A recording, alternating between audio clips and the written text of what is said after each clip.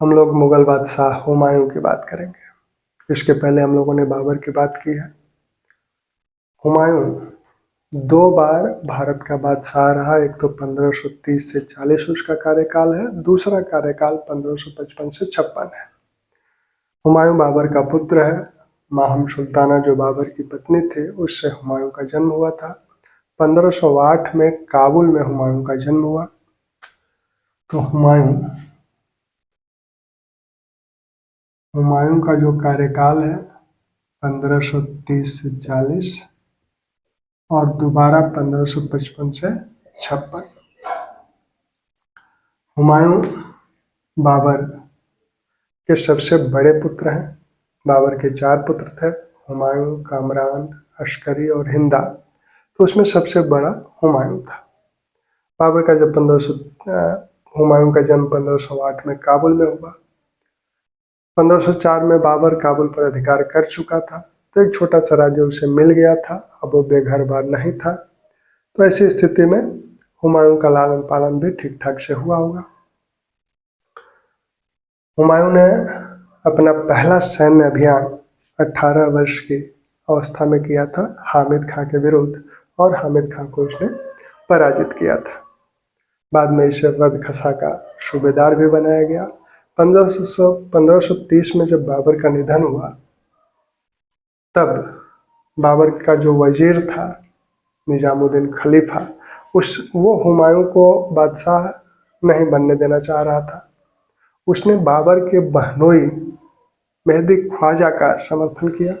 हालांकि बाद में मेहदी ख्वाजा का जो बादशाह बनाने का षड्यंत्र किया गया था वो सफल नहीं हुआ और हुमायूं अंततः बादशाह बना। तो खलीफा का षड्यंत्र वही है।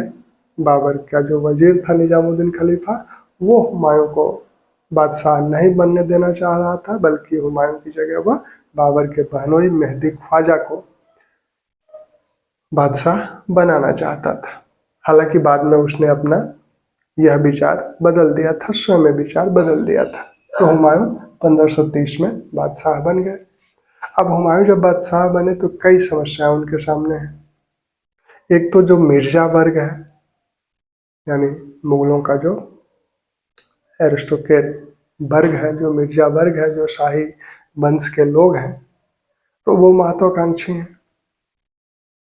दूसरा, अफगान जो है, अफगानों का पूरी तरह से अभी पतन नहीं हो पाया है। गुजरात में बहादुर शाह के नेतृत्व में अफगान संगठित है, और बंगाल में शेर शाह, नुसरत शाह, महमूद खान लोधी, इन लोगों के नेतृत्व में अफगान संगठित हो रहे हैं। तो ये 2 प्रमुख समस्याएं थी। तीसरी समस्या, बाबर ने जो अपनी वसीयत तैयार की थी उसको लेके थी। बाबर ने हुमायूं को यह सलाह दी थी कि अपने भाइयों के साथ अच्छा व्यवहार करना, किसी भी कीमत पर अपने भाइयों के साथ अच्छा व्यवहार करना। अब भाई इनके कामरान, अस्करी और हिंदाल, ये 4 भाई थे। बाबर ने कहा था कि जो हुमायूं और कामरान का अनुपात है, कामरान का जो राज्य में अनुपात है वो 6:5 उसने निर्धारित किया था, यानी थोड़ा सा ही कम कामरान को हिस्सा मिलेगा। कामरान पहले से ही काबुल और कंधार इसको मिला हुआ था। काबुल और कंधार इसको पहले से ही मिला हुआ था। इसने आगे बढ़कर पंजाब और सिंध पर अधिकार कर लिया। हुमायूं यहाँ इसको नहीं रोका। अस्करी को संभल पहले से मिला हुआ है। हिंदाल को मेवात वाला क्षेत्र मिला हुआ है। तो ये जो साम्राज्य के इतने जो हिस्से हैं, ये इन लोगों के पास है। तो पूरा साम्राज्य हुमायूं को नहीं मिला है। इन भाइयों का अधिकार यह एक तरह से स्वतंत्र शासक के रूप में ये कार्य कर रहे हैं। हुमायूं के सामने अफगानों की समस्या है। अफगान है, अफगान एक तो बंगाल और बिहार में संगठित हो रहे हैं, दूसरा गुजरात में संगठित हो रहे हैं। गुजरात में बहादुर शाह है यहाँ, और बहादुर शाह की शरण में ही आलम खां लोधी है, जो कि आलम खां लोधी, जिसने बाबर को भारत पे आक्रमण के लिए आमंत्रित भी किया था। यहाँ महमूद खां लोधी हैं जो कि इब्राहिम लोधी के भाई थे और जिसे सुल्तान के रूप में राणा संग्राम सिंह ने प्रस्तुत किया था। तो ये दोनों अभी जिंदा है, एक बहादुर शाह की शरण में है, दूसरा जो है बंगाल में शरण पाए हुए है। यहाँ एक और शक्ति बंगाल में उभर रही है, शेर शाह सूर, जो कि सबसे बड़ा संकट उपस्थित किया हुमायूं के समक्ष। तो हुमायूं ने सबसे पहले क्या किया कि 1531 में इसने कालिंजर पर आक्रमण किया, कालिंजर का घेरा डाला। प्रताप रुद्रदेव वहाँ का शासक था जो कि अफगानों का समर्थक माना जाता था। तो 1531 में प्रताप रुद्रदेव पर इसने अभियान किया। हालांकि प्रताप रुद्रदेव को वहाँ कालिंजर पर अधिकार पूरी तरह से तो नहीं कर पाया, लेकिन उससे एक रकम लेके उसको मुक्त किया। फिर अगले वर्ष 1532 में, क्योंकि ये जो महमूद खां लोधी और शेर शाह है, इनकी सम्मिलित सेनाएं इधर साम्राज्य के पूर्वी भागों में बिहार से आगे जौनपुर की तरफ बढ़ रहे थे। तब दोहरिया नामक स्थान पर 1532 में दोहरिया का युद्ध हुआ और इस युद्ध में हुमायूं ने शेर शाह और महमूद खां लोधी की सम्मिलित सेना को पराजित किया। और इसी युद्ध के पश्चात महमूद खां लोधी एक तरह से पर्दे से बाहर हो गए और उसका स्थान अब शेर शाह सूर ने ले लिया। तो दोहरिया का युद्ध 1532। अब इस युद्ध के बाद हुमायूं ने क्या किया कि 1532 में चुनारगढ़ का घेरा डाला, जो कि चुनारगढ़ शेर शाह के अधीन था। चुनारगढ़ का जो किला था वो शेर शाह के नियंत्रण में था। तो हुमायूं ने 1532 में दोहरिया युद्ध के पश्चात चुनारगढ़ पर घेरा डाला। चुनारगढ़ पर लंबे समय तक घेरा पड़ा रहा और 1532 में हुमायूं ने चुनारगढ़ का घेरा डाला। यह घेरा पड़ा रहा लंबे समय तक। अंततः चुनारगढ़ पर हुमायूं का अधिकार नहीं हो पाया, बल्कि शेरशाह और हुमायूं के बीच एक संधि हो गई। चुनारगढ़ शेरशाह को मिला कैसे था? यहाँ का जो गवर्नर था यहाँ के गवर्नर का जब निधन हो गया तो उसकी विधवा थी लाड मलिका। तो लाड मलिका से शेरशाह ने विवाह कर लिया और तब उसे चुनारगढ़ का ये किला मिल गया। एक दृढ़ किला था तो ये किला मिल गया। तो चुनारगढ़ पर हुमायूं का अधिकार नहीं हो पाया, बल्कि एक संधि हो गई और संधि में शेरशाह ने कहा कि अपने पुत्र कुतुब खां को हुमायूं की सेना के साथ एक सेना देकर हुमायूं के साथ भेज दिया और एक तरह से अधीनता स्वीकार करने जैसा था ये कि अधीनता शेरशाह ने स्वीकार कर ली। लेकिन हुमायूं की गलती यह थी कि चुनार पर उसने अधिकार नहीं किया। अब वो 1532 से लेकर 1534 तक हुमायूं आराम फरमाने लगा आगरा और दिल्ली में। और यहाँ पर उसने दिल्ली में दीन पनाह नामक नगर बसाया, वहाँ शेर मंडल नामक एक पुस्तकालय की स्थापना की। तो इन्हीं सब कार्यों में और ऐशो आराम करने में ये लगभग 1.5 वर्ष उसने बिता दिए। और इस समय का उपयोग अफगानों ने अपने को सुदृढ़ करने में किया।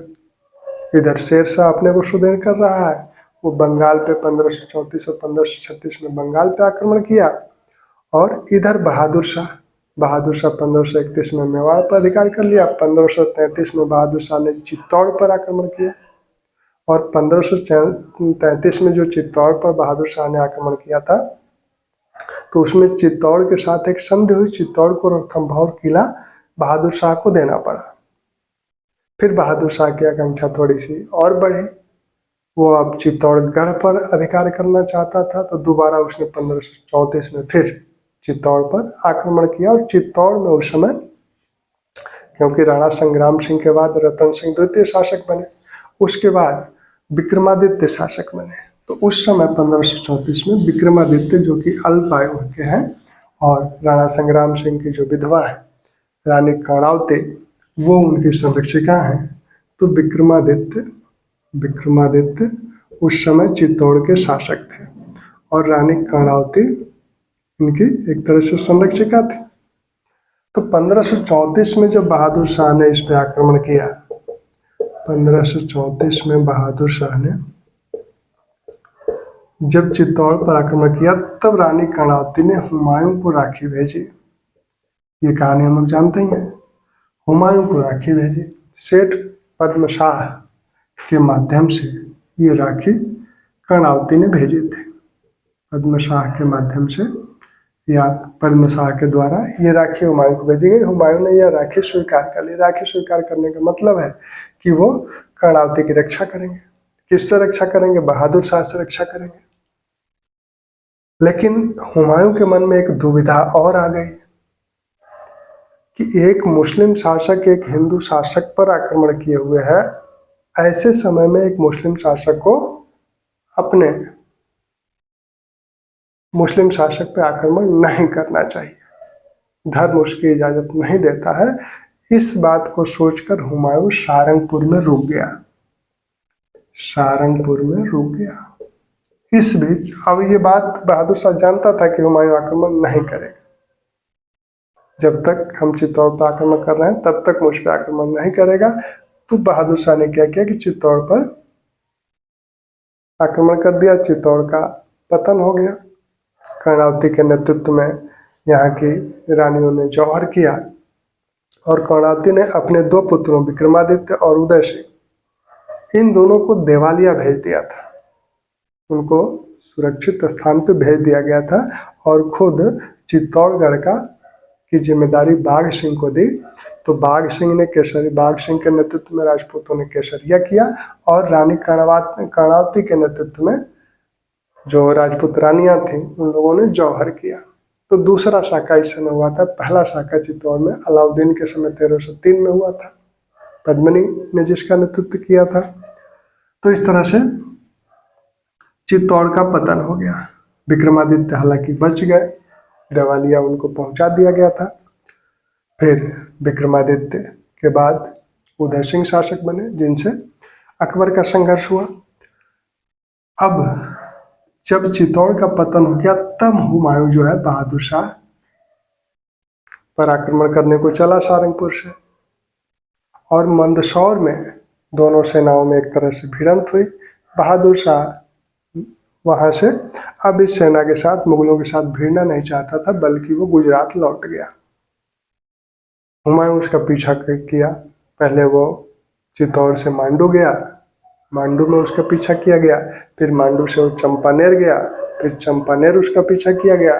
फिर वहां से वो काम्बे गया, काम्बे उसका पीछा किया गया। फिर वो दीव चला गया और वहां पुर्तगालियों से संघर्ष में पुर्तगालियों ने उसे समुद्र में डुबोकर 1537 में बहादुर शाह की लीला समाप्त कर दी। इस बीच मांडू से चंपानेर, इन सभी क्षेत्रों को हुमायूं ने विजित कर लिया बड़ी आसानी से। यानी मालवा का क्षेत्र और गुजरात का क्षेत्र बड़ी ही सरलता से हुमायूं के अधीन आ गया।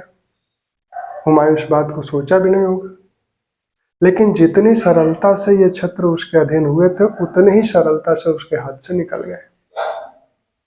अब यहाँ हुमायूं की फिर गलती है कि हुमायूं ने इन क्षेत्रों को प्राप्त करने के बाद यहाँ की प्रशासकीय व्यवस्था इस तरह से सुदृढ़ नहीं की जिससे कि यहाँ एक निश्चित संख्या में सेना रखी जा सके और यहाँ से राजस्व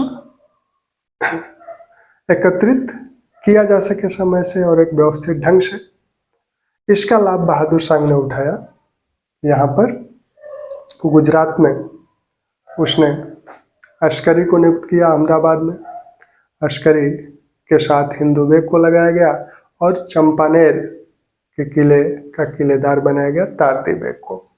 तो अस्करी के साथ हिंदू बेग और चंपानेर में नियुक्त किया गया, चंपानेर में तारती बेग को नियुक्त किया।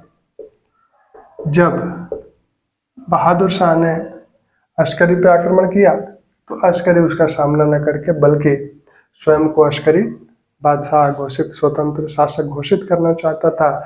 इस आकांक्षा से वो चंपानेर आया और तारदीबे को हड़काया कि ऐसा है कि चंपानेर के खजाने की चाबी दे दो हमको। चंपानेर हुमायूं का वफादार, तारदीबे हुमायूं का वफादार बना रहा, उसने खजाने की चाबी नहीं दी तो यहाँ से लौट के अस्करी आगरा चला गया। जब बहादुर शाह ने चंपानेर पर आक्रमण किया तो तारदीबेग भी उसका सामना नहीं कर पाया, ये भी आगरा चला गया। तो ये दोनों स्थान एक तरह से गुजरात उसके हाथ से निकल गया। इस बीच मांडू में विद्रोह हो रहे थे तो शेरशाह हुमायूं वहां पर मांडू के विद्रोह का दमन करने में लगा हुआ था, हालांकि वहां वो सफल नहीं हो पाया। वो भी 1537 तक आगरा चला गया।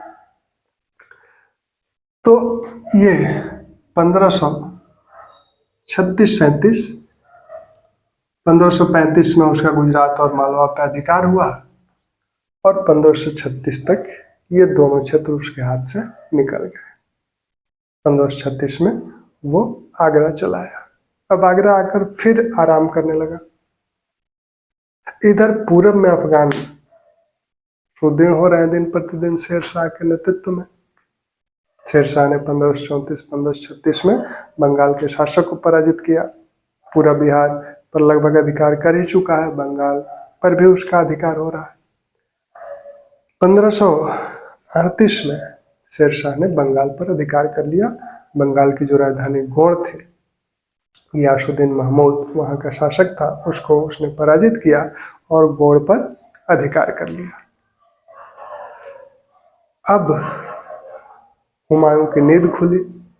वह दोबारा चुनारगढ़ के किले का घेरा डाला। पहला चुनारगढ़ के किले का घेरा 1532 में डाला गया था। दोबारा वो फिर पूरब की तरफ बढ़ता है और 1532 में चुनार के किले का घेरा डाला जाता है। इस बार कुतुब खां चुनार के किले की देखभाल कर रहा था। शेरशाह ने अपने पुत्र कुतुब खां को चुनार के किले पर नियुक्त किया था। उसने जो है अपनी सेना चुनारगढ़ के जंगलों में रखी थी। लगभग एक लंबा समय 6 माह बीत गया चुनारगढ़ के किले पर अधिकार करने में। रूमी खां जो कि हुमायूं का तोपची था, पहले वो बहादुर शाह की सेना में था और मंदसौर युद्ध के पहले वो हुमायूं की सेना में आ गया था, हुमायूं के साथ आ गया था। तो उसके प्रयत्नों से चुनारगढ़ पर अधिकार तो हुआ, लेकिन एक लंबा समय लगा चुनारगढ़ पर अधिकार करने में। और इतने समय का उपयोग शेरशाह ने अपने को बंगाल में सुदृढ़ करने में लगाया। अब चुनारगढ़ पर जब अधिकार हो गया तब शेरशाह से संधि वार्ता शुरू हुई। मैंने कहा कि 10 लाख रुपया वार्षिक हमें दे दो और बंगाल और बिहार पर अपना अधिकार रखो। शेरशाह इसके लिए तैयार भी था, लेकिन हुमायूं का बंगाल के जो शासक थे गियासुद्दीन महमूद, उनके साथ पत्राचार भी हो रहा था। बाद में महमूद भग के हुमायूं के पास आया, रोया गिड़गिड़ाया। हुमायूं को दया आ गई, उसने शेरशाह के से संधि को भंग कर दिया और बंगाल पर अधिकार करने के लिए चल दिया। शेरशाह ने तेलियागढ़ में अपने पुत्र जलाल खां को नियुक्त किया था कि ऐसा है कि मुगलों की सेना को कुछ समय तक रोके रखो, गौड़ का खजाना हम रोहतासगढ़ के किले में पहुंचा है।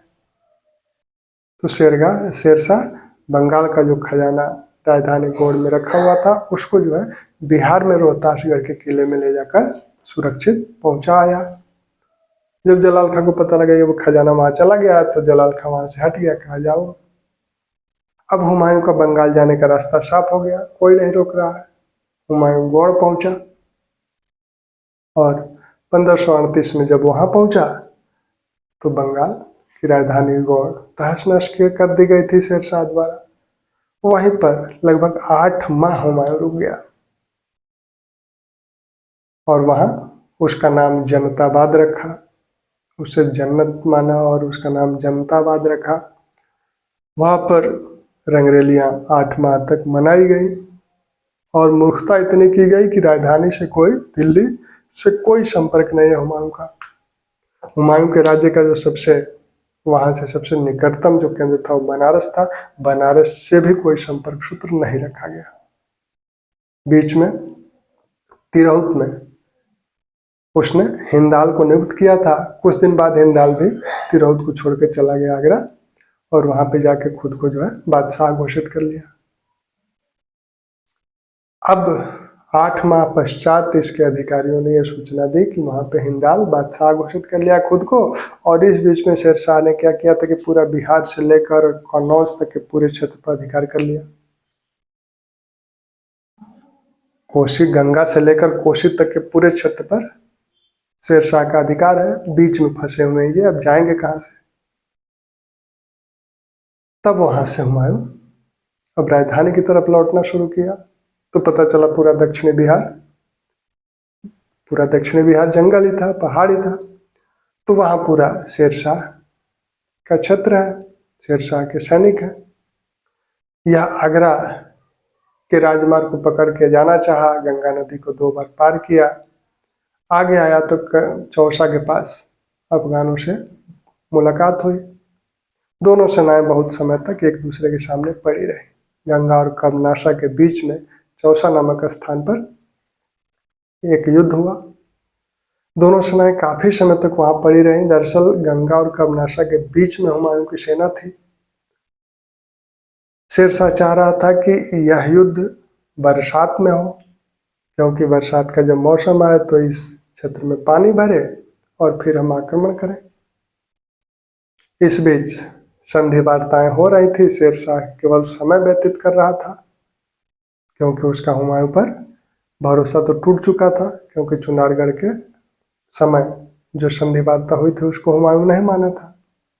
तो उसने सिर्फ समय व्यतीत तो कर रहा था कि किसी तरह से बरसात का महीना आ जाए। जून का महीना आया। 1539 जून में चौसा का युद्ध हुआ। दरअसल अफगानों ने यह बहाना किया कि हम चेरों पर आक्रमण करने जा रहे थे। एक जनजात थी चेरों की। मुगल सेना ने इसको सही मान लिया और निश्चिंत होकर बैठी रही। तभी शेरशाह ने रात्रि में आक्रमण कर दिया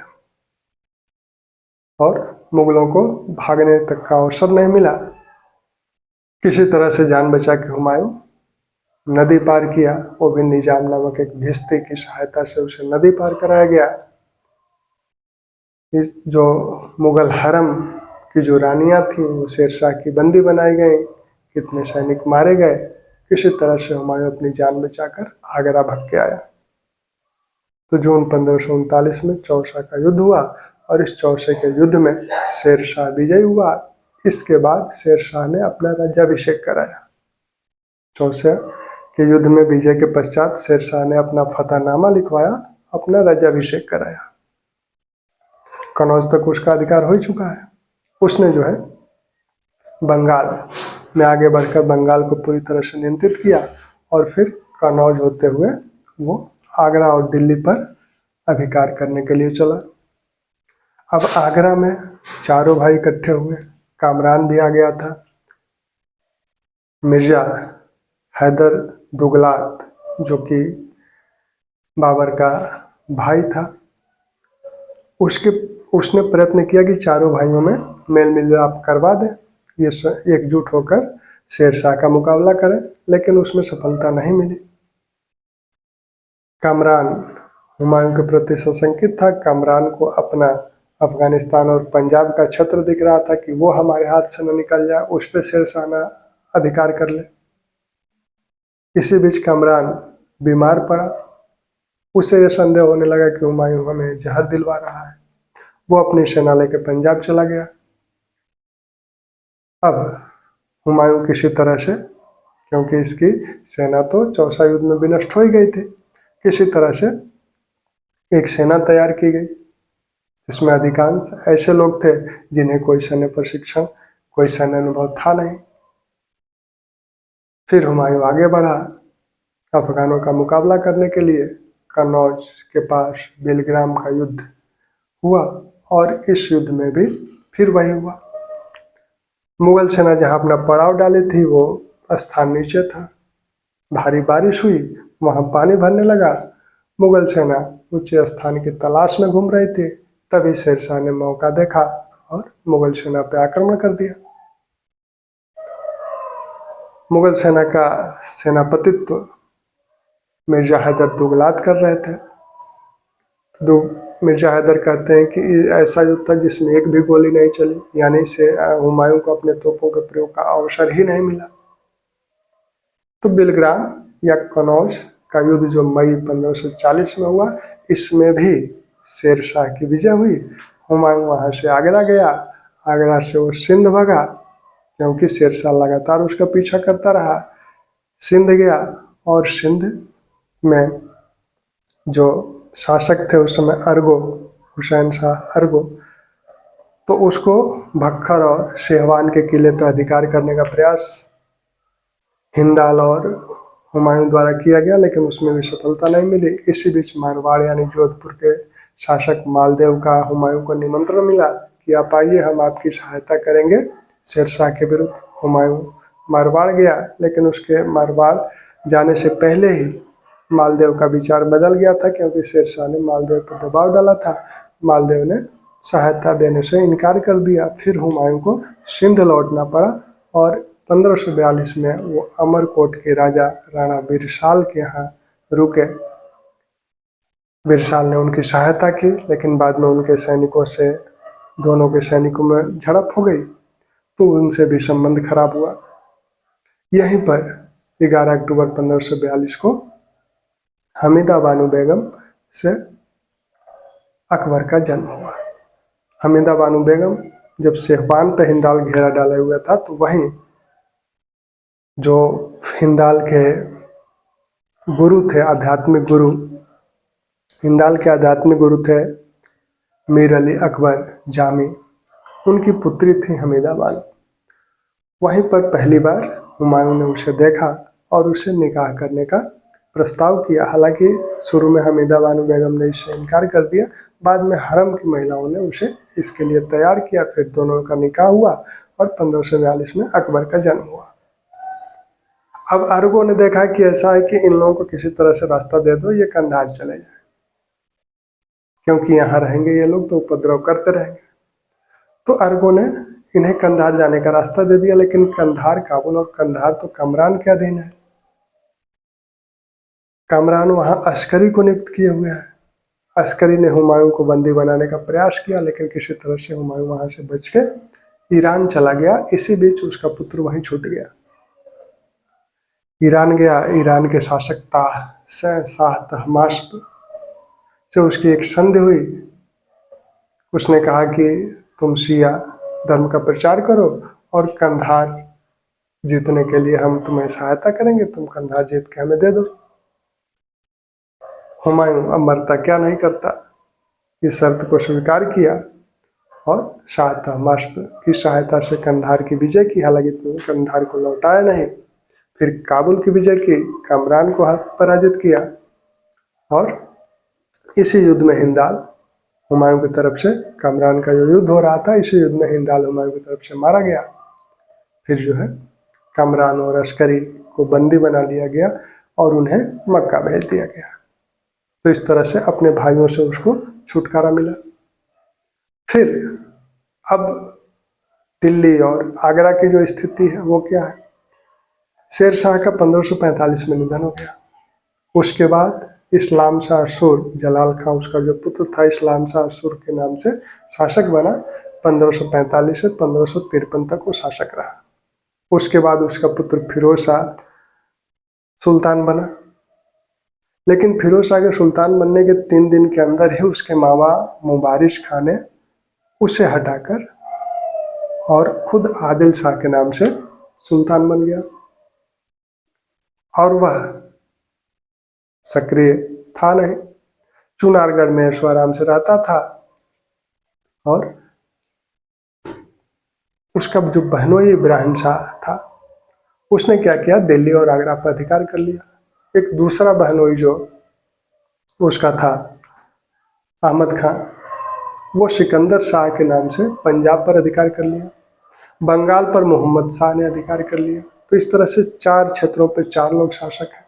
चुनार से बिहार तक के क्षेत्र पर आदिल शाह शासक है, दिल्ली और आगरा में इब्राहिम शाह शासक है, पंजाब वाले क्षेत्र पर सिकंदर शाह सूर शासक हैं, बंगाल में मोहम्मद शाह शासक है।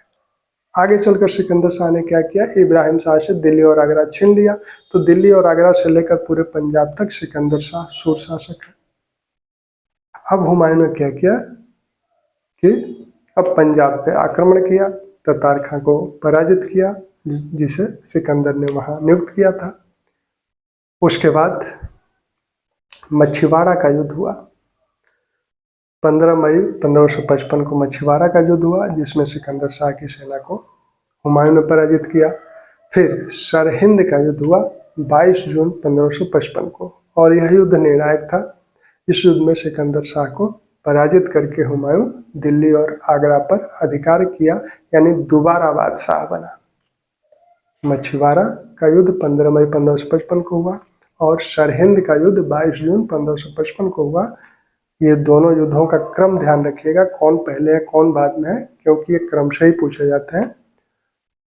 तो मछीवाड़ा का 15 मई 1555 और सरहिंद का 22 जून 1555। सरहिंद का युद्ध निर्णायक था, जिसमें हुमायूं ने सिकंदर शाह को निर्णायक रूप से पराजित किया। उसके बाद सिकंदर शाह का पीछा किया गया और हुमायूं दिल्ली और आगरा पर अधिकार किया। इस युद्ध के पश्चात पंजाब का गवर्नर अकबर को बनाया गया। तो इस तरह से हुमायूं दोबारा बादशाह बन गया। अब हुमायूं का निधन भी 1556 में हो गया। वह उसके द्वारा जो दिन पनाह नगर बसाया गया था, उसमें शेरेमंडल नामक जो पुस्तकालय बनाया गया था, उसी अपने पुस्तकालय में था। नमाज, शाम की नमाज पढ़ने के लिए सीढ़ियों से उतर रहा था, तभी वह लड़खड़ाया और सीढ़ियों से गिर गया, सर की हड्डी टूट गई और हुमायूं का निधन हो गया। अब हुमायूं का निधन जब हुआ और उस समय पंजाब लाहौर में अकबर थे, यहाँ निधन हो गया, तब क्या किया जाए। तो हुमायूं जैसा ही मुल्ला बेख्शी दिखता था, तो लोगों को मुल्ला बेख्शी को दिखा के कहा गया कि नहीं, बादशाह अभी जीवित है। और ये खबर अली रईस ने फैलाई कि बादशाह जीवित है। 17-18 दिनों तक यह खबर चलती रही कि बादशाह अभी जीवित है। इसके बाद अकबर का जब राज्याभिषेक हो गया, तब जो है इसे हाजी बेगम ने हुमायूं का मकबरा बनवा दिया दिल्ली में, और हुमायूं को दिल्ली में दफनाया गया। वहाँ हाजी बेगम ने, जो कि उनकी पत्नी थी, मकबरा बनवा दिया, जो कि ताजमहल का पूर्वगामी माना जाता है। अब हुमायूं के बाद अकबर शासक बन गए। हुमायूं ने क्या किया कि हुमायूं ने जो पुस्तकालय बनवाया, एक पुस्तकालय उसके साथ हमेशा चलता रहता था। कहा जाता है कि चुने हुए एक पुस्तकालय उसके साथ हमेशा रहता था, यानी पुस्तकों का शौकीन रहा था। ज्योतिष शास्त्र में बहुत विश्वास था। 7 दिनों में 7 दिनों के लिए, हर प्रत्येक दिन के लिए अलग अलग रंग के कपड़े धारण करता था। उलबक्चा नामक एक कोट का रिवाज उसी ने शुरू किया। तस्लीम और कोर्निश की जो पद्धति थी बादशाह के सामने आकर अभिवादन करने का, उसको भी उसी ने शुरू किया। तुलादान की प्रथा को उसने शुरू किया। कहा जाता है कि उसने अपने अधिकारियों को 3 वर्गों में बांटा था: अहले दौलत, अहले सादात और अहले मुराद। अहले दौलत में राजवंश के जो लोग थे, जो सैन्य अधिकारी थे, वो थे। अहले सादात में जो विद्वान थे, विद्वान वर्ग था, वो था। और अहले मुराद में संगीतज्ञ थे।